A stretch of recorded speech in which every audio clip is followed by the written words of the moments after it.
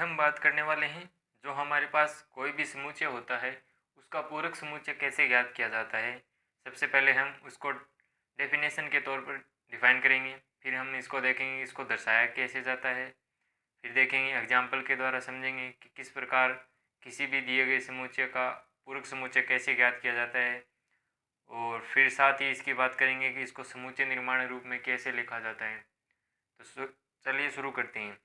तो सबसे पहले हम बात करें पूरक समुच्चय की। तो पूरक समुच्चय से की परिभाषा से पहले, इसको समझने से पहले हमें ज्ञात होना चाहिए सार्वत्रिक समुच्चय के बारे में, कि जो सार्वत्रिक समुच्चय होता है वह क्या होता है। तो हम बात करें कि सार्वत्रिक समुच्चय की, सार्वत्रिक समुच्चय तो यह एक ऐसा समुच्चय होता है, या कहें हम यह एक ऐसा समुच्चय होता है जो दिए गए सभी समुच्चय हैं वो उसके क्या होते हैं, उपसमुच्चय होते हैं। कहने का मतलब दिए गए सभी समुच्चय, दिए गए सभी समुच्चय जिस समुच्चय के, जिस समुच्चय के उपसमुच्चय उपसमुच्चय हों वह समुच्चय सार्वत्रिक समुच्चय कहलाता है। सार्वत्रिक समुच्चय कहलाता है। तो ये तो हो गई सार्वत्रिक समुच्चय की, और इसको दर्शाया जाता है यू के द्वारा, कैपिटल यू के द्वारा। अब हम बात कर रहे थे जो पूरक समुच्चय है।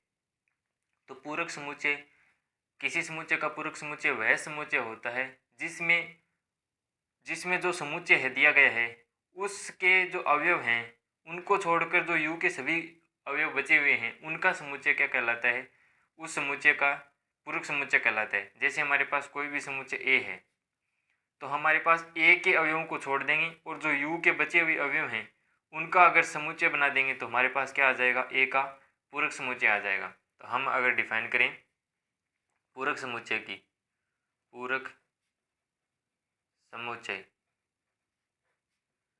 तो पूरक समुच्चय को कुछ इस प्रकार डिफाइन करेंगे कि माना हमारे पास कोई भी एक सेट है, जैसे हमने मान लिया हमारे पास कोई सेट ए है, तो अगर हम उसके पूरक समुच्चय की बात करें तो सार्वत्रिक समुच्चय के उन अवयवों का समुच्चय, उन अवयवों का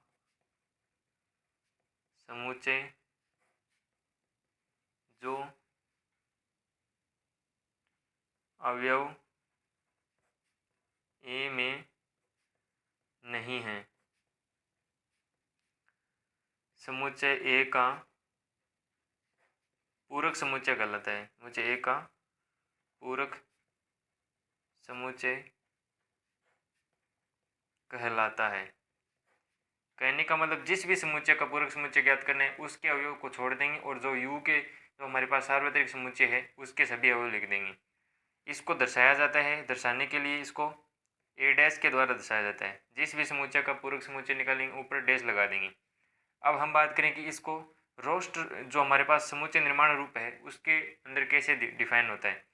तो ये हो गया एक्स व्यापकता में, एक्स किससे बिलोंग करता है, सार्वत्रिक समुच्चय से, लेकिन किससे बिलोंग नहीं करेगा, एक्स नॉट बिलोंग्स टू ए के अवयवों को छोड़कर जो यू के सभी अवयव बच गए हैं उन सभी का क्या कहलाएगा, समुच्चय, पूरक समुच्चय कहलाएगा। अब बात करें इसके अंदर एक गुणधर्म होता है, वह कुछ इस प्रकार होता है कि अगर हमें कोई भी समुच्चय है उसका पूरक समुच्चय निकालना है, अगर इसके डबल डैश लगा दें तो हमारे पास वापस वही समुच्चय आ जाएगा। तो यह है इसकी प्रॉपर्टीज पूरक समुच्चय की। अब हम बात करें कि इसके एग्जाम्पल के द्वारा कैसे सॉल्व किया जाता है। जैसे हमारे पास एग्जाम्पल के तौर पर बात करें, हमें दिया गया है कि जो हमारे पास समुच्चय ए है वह कुछ इस प्रकार दिया गया है 2 4 6, और जो सार्वत्रिक समुच्चय दिया गया है वह दिया गया है 1 2 4 5 और 6। हमें निकालना है ए का पूरक समुच्चय, ए का पूरक समुच्चय। तो उसको डिफाइन करेंगे। सबसे पहले बात करें उसको डिनोट किससे करते हैं, ए डैश से। तो हमें क्या करना है, ए वाले अवयव छोड़ देने हैं और जो बचे हुए यू में वह क्या आ जाएंगे, इस में शामिल हो जाएंगे। तो दो इसमें, दो को छोड़ देंगे, 4 भी छोड़ देंगे और 6 को छोड़ देंगे। तो बचा क्या, 1 5 और 1 और 5, 2 ही अवयव बचे। तो हमारे पास ये आ जाएगा ए का पूरक समुच्चय। इसको अगर हम डिफाइन करें कुछ इस प्रकार भी लिख सकते हैं कि जो हमारे पास ए डैश है वो यू माइनस ए आएगा। कहने का मतलब यू में से ए वाले अवयव निकाल देने, तो जो बचेंगे वह क्या कहलाएगा, पूरक समुच्चय कहलाएगा। इसको पूरक समुच्चय को कुछ इस प्रकार भी लिखा जा सकता है। अब बात करें जो हमारे पास पूरक समुच्चय को ए डैश से दर्शाया है, इसको ए के पूरक समुच्चय को पूरक समुच्चय को ए के ऊपर सील लगाकर भी दर्शाया जा सकता है या ए डैश से दर्शाया जाता है। तो यह था हमारे पास जो किसी भी समुच्चय का पूरक समुच्चय होता है उसको किस प्रकार डिफाइन किया जाता है।